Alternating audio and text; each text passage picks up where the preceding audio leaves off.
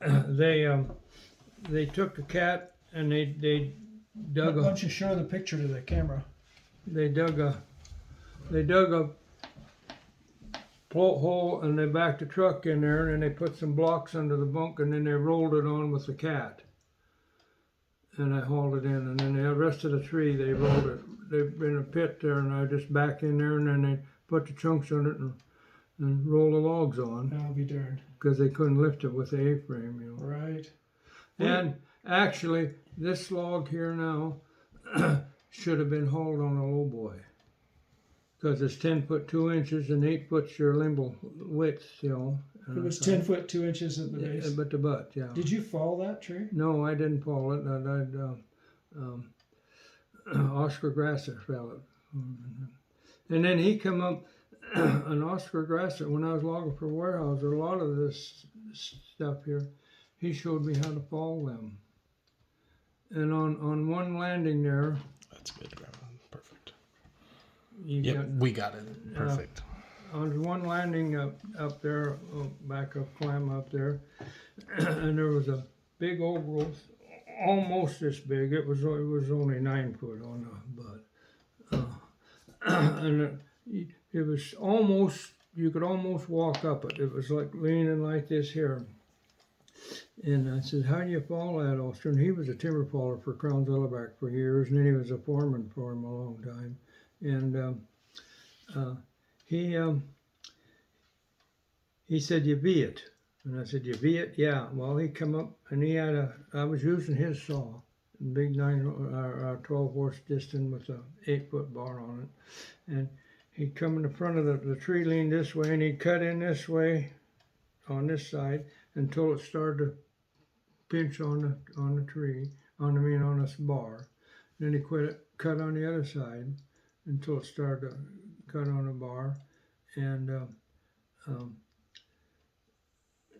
but the cuts they crossed, you know, on the front. So, and then he come around to the back and he started going this way around it, and it finally broke itself off and fell right out on the landing there, right there. Well, the landing was right there, and then they bucked it into lengths and log lengths, and it pulled one piece of wood out of it about 20 feet long out of the, broke it and pulled it out. It was about like a 2x4. It pulled it out. Out of the center of the log. Yeah, out of the center of the log, and I. When I took it down to Klamath to Leggett's Reload down there, they said, "Oh, that won't hurt nothing anyhow, because that's in the center of the core log part of it there." And they went for Peter. All of it also went for Peter, and these went down there too. Do you want to show those to the camera? Yeah.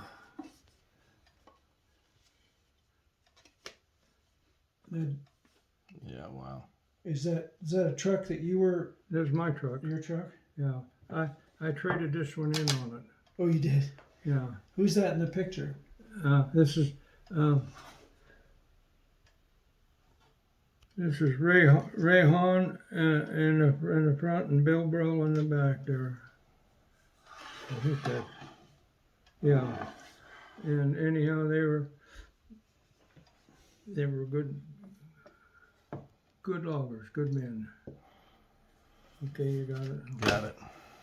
What were you worried about on that one that was leaning? What would have happened if you didn't cut that one right, or might have happened? The one the big log. It would have probably split or slabbed or split, you know, and I mean, he controlled it. It just fell right, just like it had been standing up straight, you know. Only it broke an awful lot of the wood in there, you know, when it broke down. But it was the guys who was working on it was safe. Yeah. Yeah. And now I fell some big old ghost trees, and they was leaning where it wasn't. If we'd have fell it where it was leaning, it would have busted all up. And so we had to fall it in a different direction. How'd you do that? Well, we cut in the back, we cut a big notch, and I got it out there. There's a big jack, hydraulic jack, 50-ton jack. And you got it's got a big base, and then we had a big piece of iron.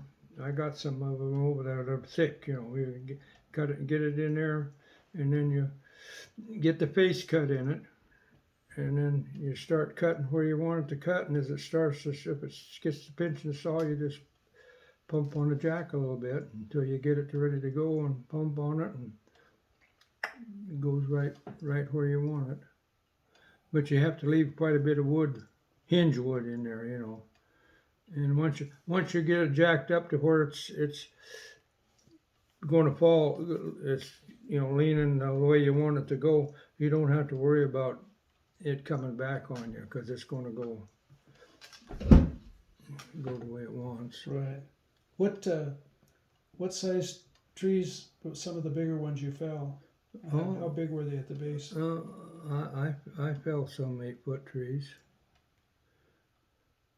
And then I had the last saw I had, well, that 12-horse Disston belonged to Oscar Grassett, and I had it all cleaned up and fixed up and took it back to him in the bars, and I got me a 9-horse Disston with a 5-foot bar on it, and I cut all my big trees with that.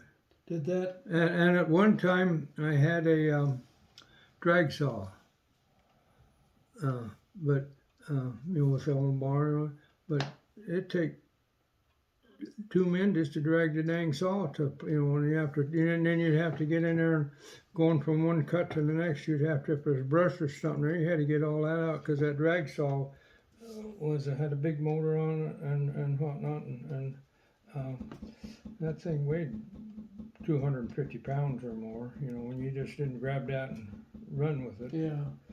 And how would that work? It actually had a bar that came it out. had a framework, and it had on the bottom of it, it was about almost 8 feet long, and then a bar where you stick it in the ground, and then you pull it up on a tree, up on the log, and then it had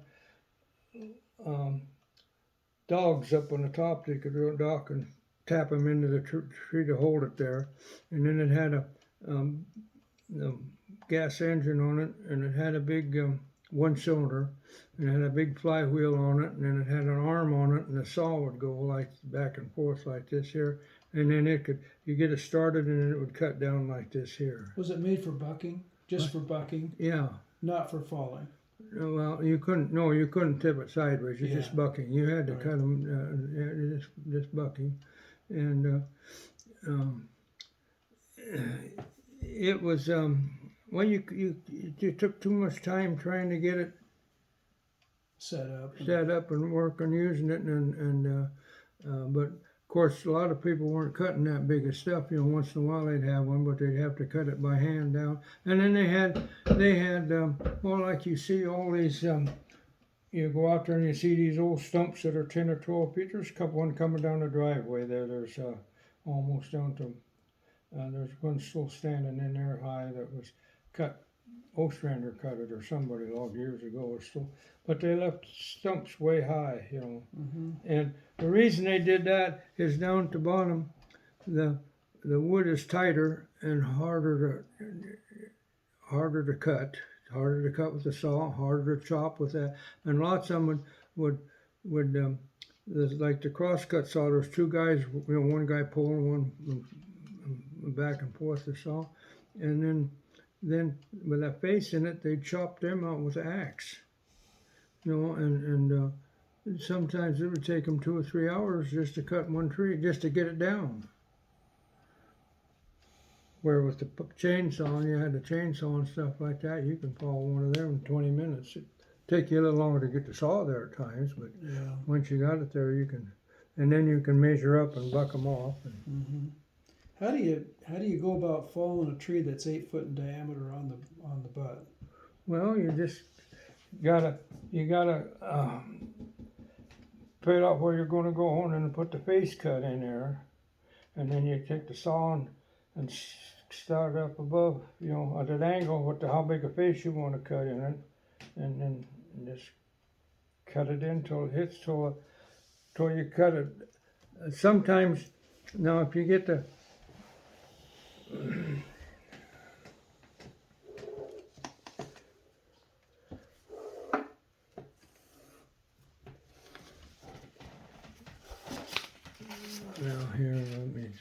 something that's better to, Here, I'll get you know, you- here, just a minute, I can do it. Here, I can do it right here. Yeah, got a good one for you. Like your tree is this way in the ground here, and you want to follow it this way, where you cut in like this here. It depends if it's leaning, and if it isn't leaning, you cut, but you don't cut too deep. You know, you don't go halfway. You get a little also, and then you cut. Take the saw and power saw and cut down like this here, and you leave a little space here, and then you stick wedges in here on both sides, and it'll pop loose. Then you kick that out, and then you come around over here on this side, and you start cutting here, but you want to cut just a little bit above where the bottom cut is. And then as you start cutting in here, you have wedges in here, and you drive your wedges in, usually 2 wedges, long ones. I got some out in there, and they got plastic wedges now. We used to have steel wedges. Mm-hmm. And you drive them in, and then as it starts lifting, you drive them in, and sometimes it takes 3 wedges to get it enough and it go. But you sometimes it depends on the tree. If it's you can go almost halfway here underneath here, but a lot of them you don't have to go. If a tree is leaning the way you want it to go, you don't have to go as deep. And some places you have to cut it so that it I'll leave it that way. Yeah, here's your face cut here, and then you saw down this way. Now they used to have to with the hand saws, they cut it in like this here, and then they had to chop all this wood out with the axe. 2 guys, one on each side, and lots of times they instead of getting down next to the ground, they'd get up here 8 feet or so, 10 feet, because the tree wasn't as hard to chop as it is down here, and it's easier to cut. That's why all them had them stall stumps. It was easier to cut. They could cut it faster and get it down. Right. And then they'd saw it in here, and then they had the wedges and then they also had, it was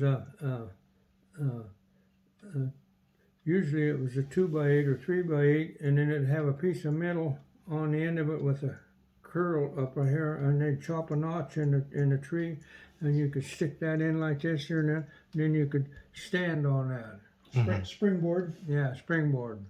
And I seen guy, and then the part when it went in the tree would be rounded like this here, and it'd have a metal ridge on here, and then the come out here, and then the board was on here. And these guys would be up here 10 feet or a little higher, or 12 feet, depends on what the tree was there. And they'd be chopping away, and they want to move, so they just hook one foot underneath and kind of hop, and no, it would just swing right around. I thought they were crazy, but Were you working when they were? I've using seen them springboards? working, but I never. That was kind of after the power saws come out. They didn't have to do all that stuff. Yeah. But at Wood over here at the lake there, and when they had them log things, you know, and rodeos and Right, stuff, and right. they cut stuff down, and you'd see them guys get in there, and then they'd hop, you know, and roll it right around, or they go too far, and then they'd get to put the other way in, and you had to have a pretty good slot in there and go curve in there so it stayed in, you know, and you could, but every once in a while one of them would come out and down you'd go, you know. Yeah, I bet. Wow. But a lot of those guys that was doing that log rodeo and stuff and all that was good. And then there was Rocky Point here. There was a log dump there. You see where the thing was, okay? And there was logs out there, and they dump logs. Well, and then they had a gate across road across the river there to so that logs would slide over and down and then start right there and to go clear down to where the old water plant is there to be all along in there, and they could have different log rafts.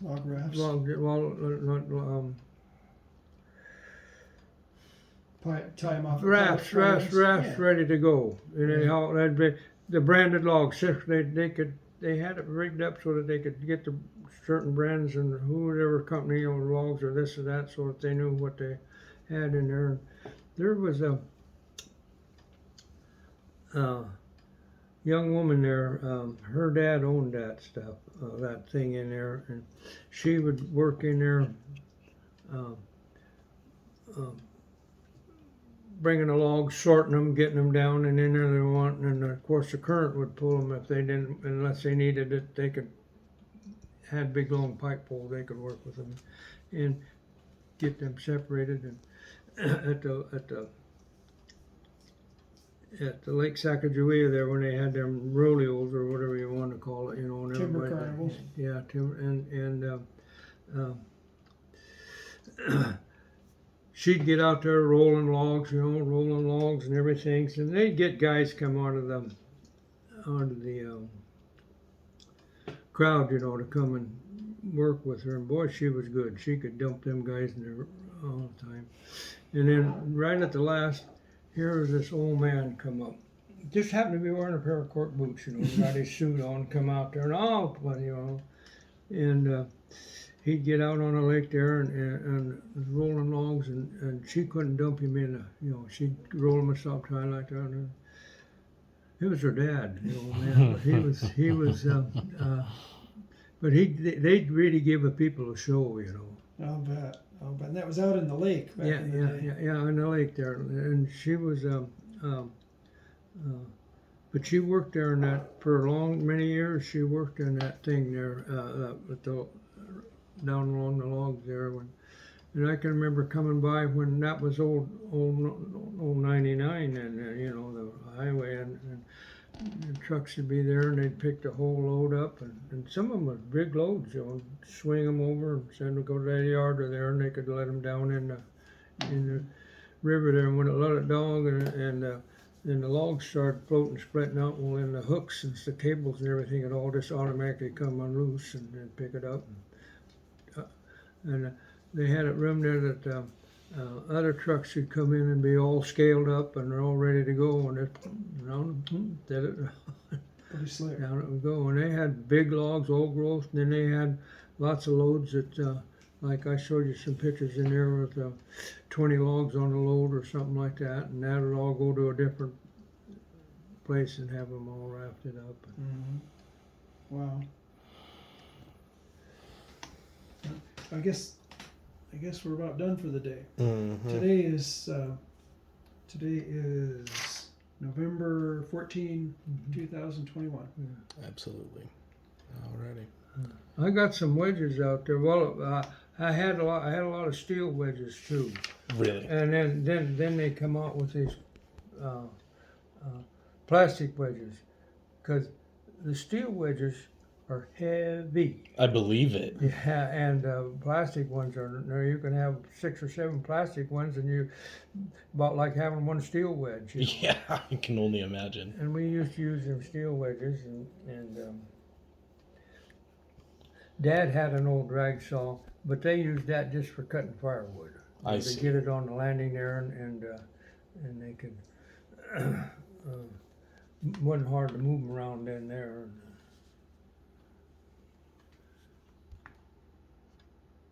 And that's about And it for the tape. Then